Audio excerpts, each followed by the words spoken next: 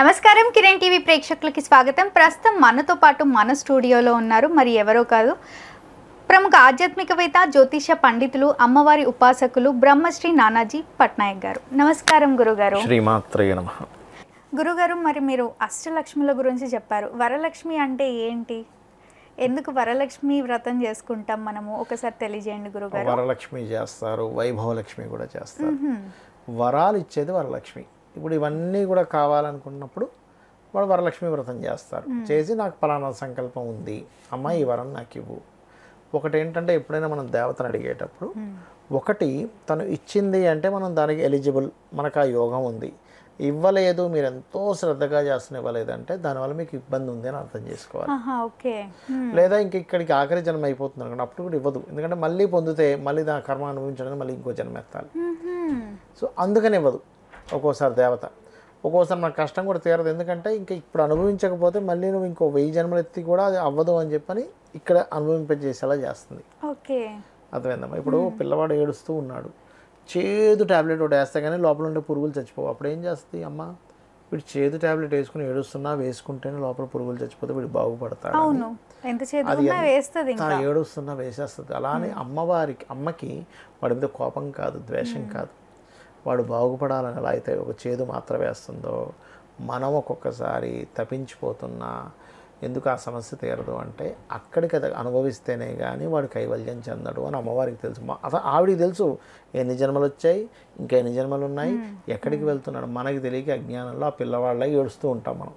Okay, తప్పకుండా గురుగారు. మళ్ళీ వరలక్ష్మి వ్రతం కూడా ఎలా జరుపుకోవాలో తెలియజేయండి గురుగారు.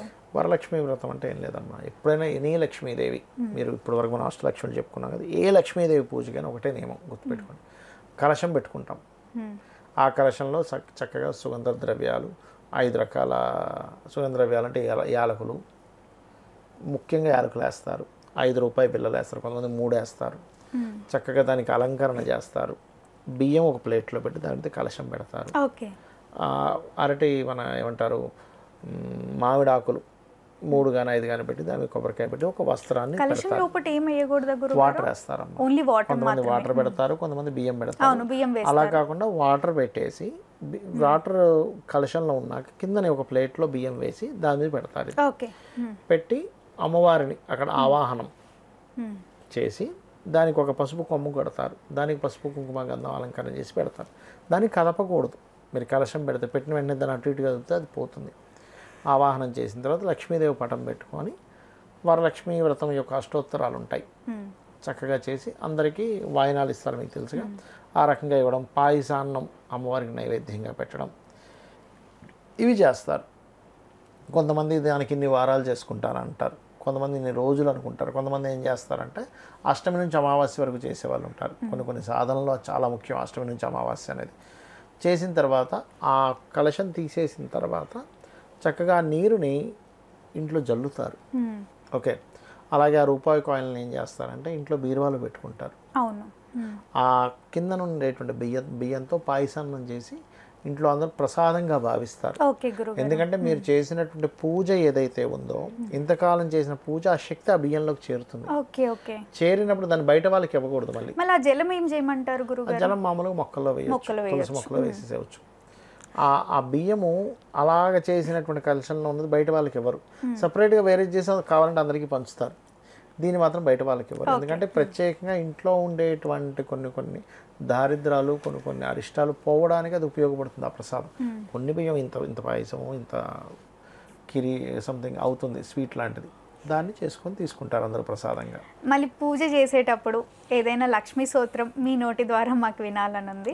అంటే ఏం లేదమ్మా, లక్ష్మీ అష్టోత్తరాలు చదువుకోవచ్చు, శ్రీ సూక్తం చేసుకోవచ్చు, శ్రీ సూక్త పురుష సూక్తాలతో కూడా చేస్తారు. ఇవన్నీ నాకు తెలియవండి అని అనుకుంటే ఓం లక్ష్మీదేవి అయి నమః, ఓం వరలక్ష్మీదేవి అయి నమః అనుకుంటూ పుష్పాలు వేసినా సరిపోతుంది. మీకు మెయిన్ అక్కడ భావన ముఖ్యమమ్మా. అమ్మవారు ఉంది, అమ్మవారికి చేస్తున్నాను అనేటువంటి కాన్సన్ట్రేషన్ చేయకపోతే మీరు వేదమంత్రాలు చదివినా ఫలించదు, గుర్తుపెట్టుకోండి. అసలు అక్కడ ఉందనే నమ్మకమే లేదు. చాలామంది చేస్తుంటారు కానీ దేవత అక్కడ వస్తుందని కానీ, దేవతకి నేను పూజ చేస్తున్నాను కానీ అసలు ఉండదు. ఏదో చేస్తున్నాం అంతే. దాని ఫలితం కూడా అలాగే ఉంటుంది.